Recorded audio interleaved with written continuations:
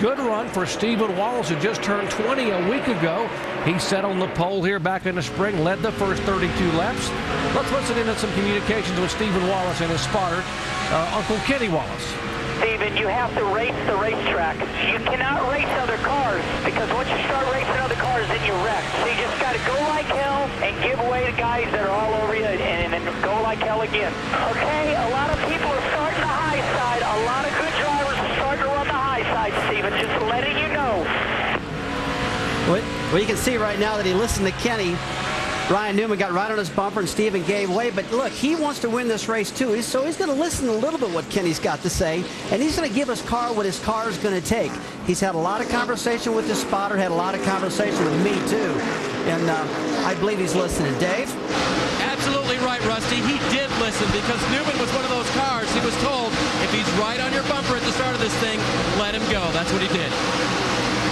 It sounded like Kenny's telling him to attack the racetrack, not the other competitors, and just try to race the racetrack. Well, Kenny's used to people talking about Darlington, South Carolina, where you really got to be careful out there. You just got to race the track, try to not race other guys, and that's where that terminology came from. And Stephen right now is probably going to start hunting different lanes, the middle groove, the top groove, to see where his car feels the best at.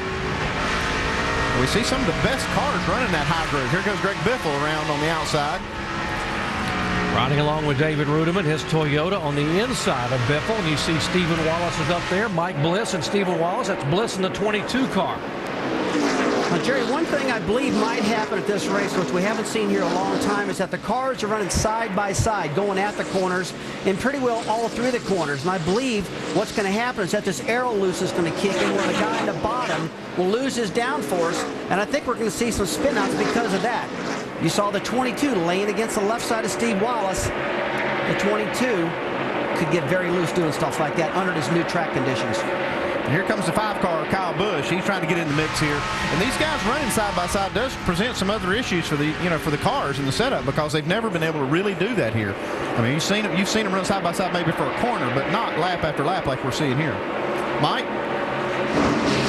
Well, Andy, when you talk to people in the garage this afternoon, the one number that kept coming up as the guy to beat was the 5-car of Kyle Busch. One driver actually told me that he was on a planet all by himself. Remarkably, though, during practice, he was not going for speed. He was actually experimenting, exploring the lines of the racetrack, trying the high line, middle line, bottom line, trying to find out exactly where his car works best.